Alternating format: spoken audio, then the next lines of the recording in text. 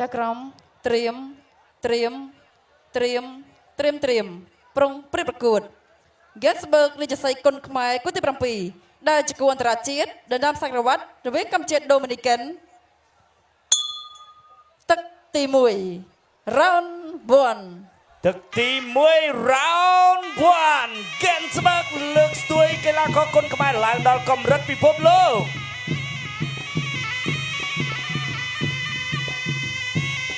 សុំប៉ះមួយ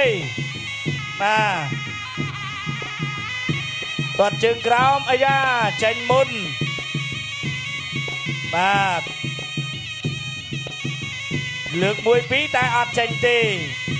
ទាត់ជើងក្រោមរបស់បង្គោលខៀវទាត់មួយទៀត Andy Rose ធាក់ទូរអត់ចូលមកដៃពីរដៃរបស់ធីរ៉ាលើក1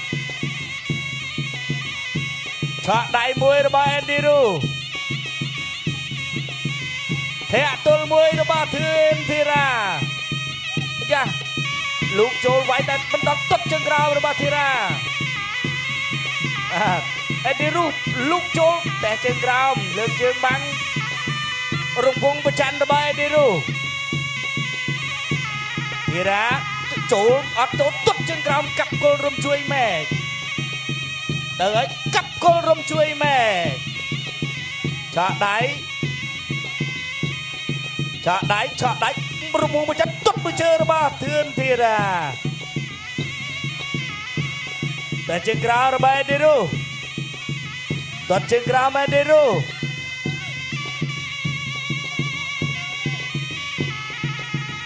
ទាត់ជើងក្រោមរបស់ Andy Rose កណ្ដាប់ដៃរបស់ Andy Rose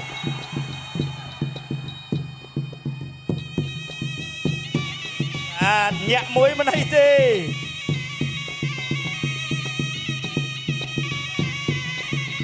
បាទទៅទៀតទាត់ជើងក្រោមធឿនធីរ៉ាគេហៅថាកាប់គល់រំជួយម៉ែកធ្វើមកទៀតណែ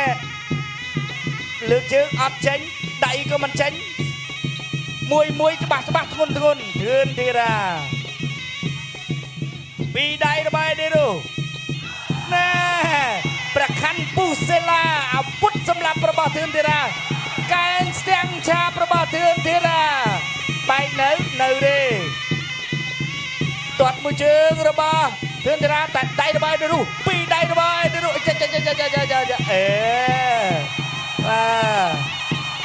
បាទស្ទាយទេបាទថ្ងៃមុនរួមហើយលោតចូលគឹបធឿនធីរ៉ាមួយប៉ត់លឹងឥឡូវរួមទៀតហើយទាត់មួយជើងចូលមកដៃទៅហើយជង្គង់ហោះដៃទាត់មួយជើងចូលដៃអត់អីទេAndy Roseសើចថានេះតេះជើងក្រោមមួយមើលបាទអត់អីទេទៅទៀតចាប់ទឹកទី1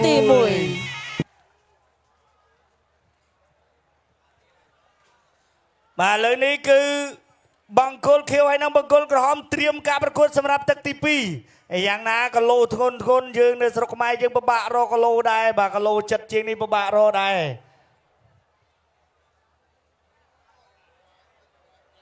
បាទនេះស្ទាយបាទខ្ញុំចាំបានហើយថ្ងៃមុនអេកមែនរបស់យើងនឹងស្ទាយអញ្ចឹងចូលមកផ្លក់ស្លាប់បាត់បាទគេហៅថារំបង្វែរដានបាទ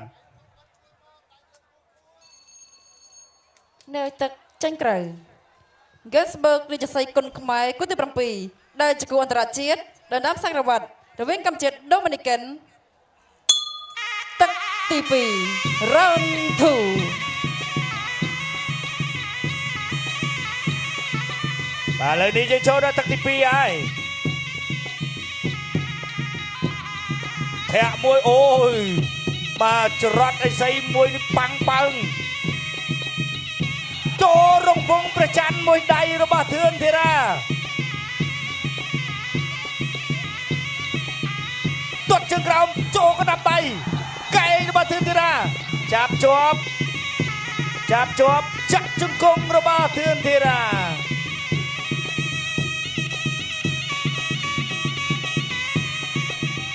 វាយបួងដៃផុតបាត់ហើយយកចូលទាត់ជើងក្រោមកាត់គល់រំជួយម៉េចចូលដៃកែរបស់ធឿនធីរ៉ាអូលើកមកអត់ទេបាទលោកអញ្ញាកណ្ដាហុងសវណ្ណបំបីចេញសិន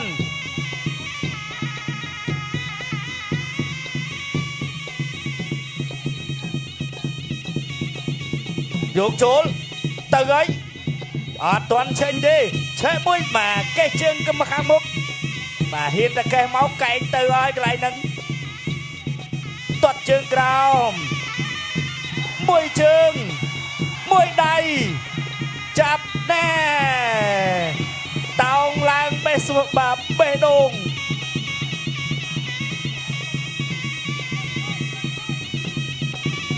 អាយយភ្លេងកាន់តែសន្ធាប់បាទទៅហើយធឿនធីរ៉ាចេញទេមួយដៃផុតបាត់យកចូលទាត់ជើងក្រោមមួយដៃរបស់ធឿនធីរ៉ាប៉ាំងប៉ើងយកចូលធាក់ទល់អត់អីបាទមួយដៃរបស់ធឿនធីរ៉ាចាប់ជាប់បាទច្រែងជើងអត់អីទេ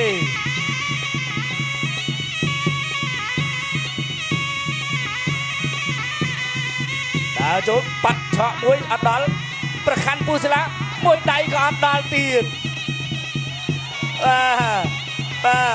បកគលខៀវថាអូវាយខ្ញុំអត់ត្រូវផង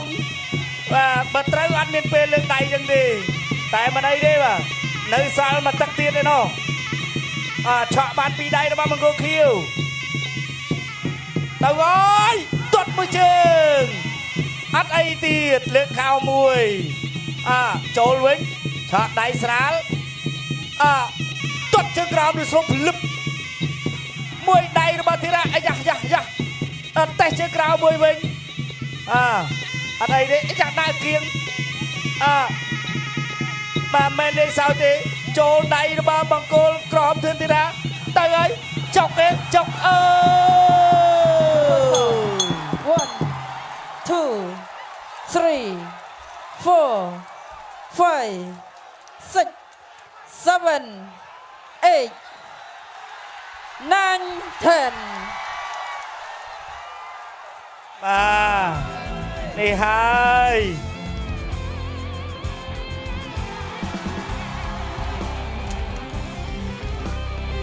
បាទកីឡាគឺបែបនេះហើយបាទបណ្ដាប់ដៃសជ័យបំរីថ្វាយផ្កាព្រះរាមថ្លៃសរំដោះនាងសីតា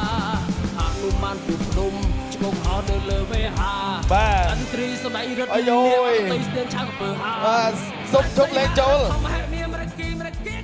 បាទ